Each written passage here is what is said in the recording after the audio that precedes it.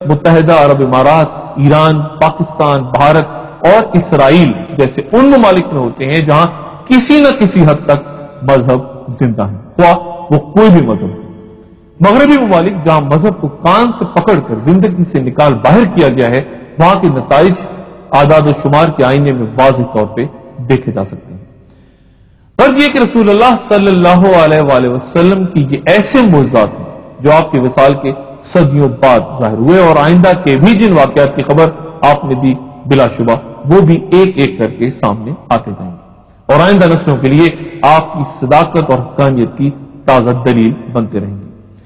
ان میں علامات متوسطہ وہ ہیں جو ظاہر تو ہو گئی ہیں مگر ابھی انتہا کو نہیں پہنچی، اور ان میں روز افروز اضافہ ہو رہا ہے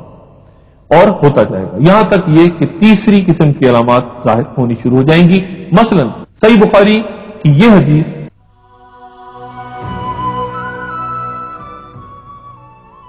کہ جب معاملات نااہل لوگوں کے حوالے ہونے لگے تو قیامت کا انتظار ہو۔ بخاری شریف میں ہی مالک ابی عامر اور ابی مالک اشعری سے روایت آپ صلی اللہ علیہ وسلم کا یہ فرمان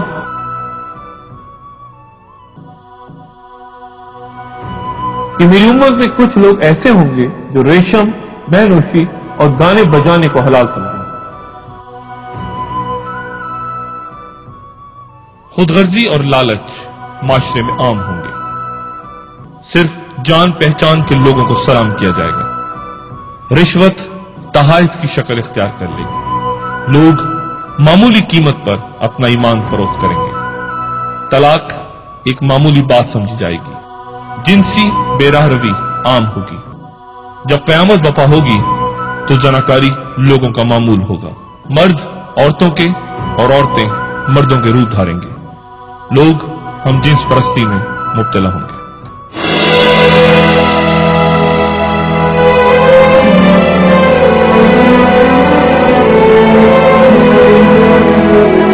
عالمی ادارہ صحت کے مطابق ہر برس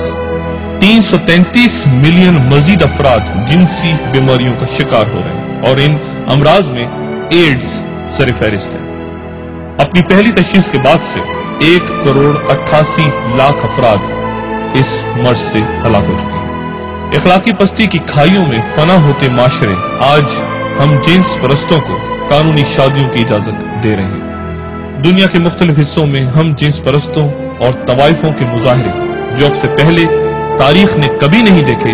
ہمیں ان معاشرتی تباہ کاریوں کے بارے میں بتا رہے ہیں جن کی نشاندہی رسول اللہ صلی اللہ علیہ وآلہ وسلم نے اپنی احادیث میں 1400 برس پہلے کر دی تھی۔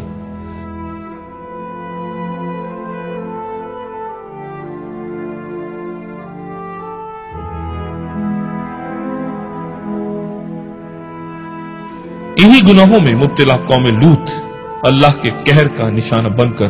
فنا ہو گئی تھی، اور آج بھی بحر مردار کے پانیوں کے نیچے ان کے نشانات دنیا کے لیے باعث عبرت ہیں۔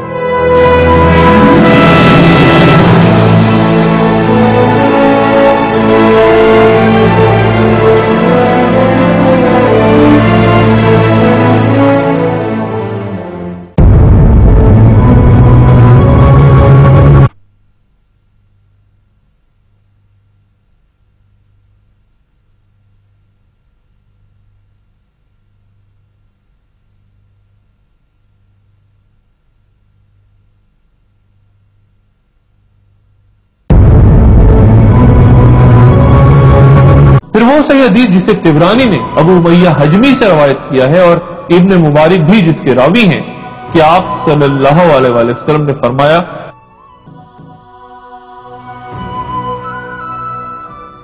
کہ قیامت کی علامتوں میں سے ایک کم عمر لوگوں کے یہاں علم کی تلاش ہے۔ اس حدیث کا مفہوم یہ ہے کہ ان افراد سے دینی مسائل دریافت کیے جائیں گے جن کو علم پر قدرت نہیں ہوگی اور جن کا علم پختہ نہیں ہوگا، وہ خود بھی گمراہ ہوں گے اور دوسروں کو بھی گمراہ کریں گے۔ ارد گرد نظر آ رہے اس حدیث کی صداقت بھی آپ کو خوب نظر آئے گی۔ یہ بھی بیان فرمایا گیا کہ احمد سینہ تان کر مجلس میں بیٹھا کریں گے۔ صحیح حدیث جسے احمد اور طبرانی نے ابو ہریرہ رضی اللہ تعالیٰ عنہ سے روایت کیا ہے کہ آپ صلی اللہ علیہ وآلہ وسلم نے فرمایا کہ ایک دور ایسا آئے گا جب امین لوگوں پر تہمت لگائی جائے گی اور تہمت زدہ لوگ امین سمجھے جائیں گے، اور تب روبیزہ گفتگو کیا کریں گے۔ حضور صلی اللہ علیہ وآلہ وسلم سے دریافت کیا گیا کہ یا رسول اللہ یہ روبیزہ کیا ہے؟ جواب ملا وہ احمق لوگ جو عام لوگوں کے معاملات پر گفتگو کیا کریں۔ قیامت کی ایک اور نشانی بازاروں کا قریب قریب ہونا، یعنی تجارت کی کثرت اور اس کی وسعت کے بارے میں۔ صحیح حدیث جسے ابن حبان نے ابو ہریرہ رضی اللہ تعالیٰ عنہ سے روایت کیا کہ آپ صلی اللہ علیہ وآلہ وسلم نے فرمایا کہ جھوٹ کثرت سے بولا جائے گا، وقت تیزی سے گزرے گا اور بازار ساتھ ساتھ ہوں۔ بخاری شریف اور نسائی میں ابو ہریرہ رضی اللہ تعالیٰ عنہ سے روایت ہے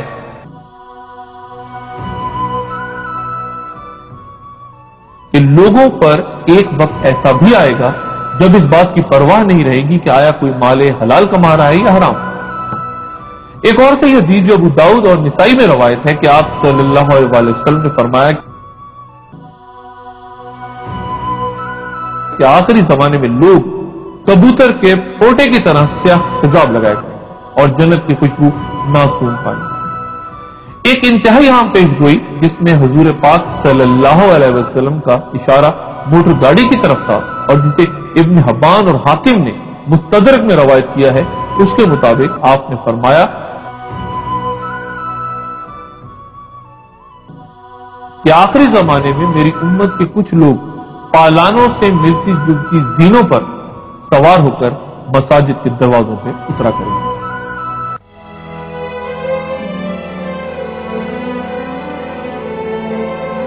حضور صلی اللہ علیہ وآلہ وسلم نے فرمایا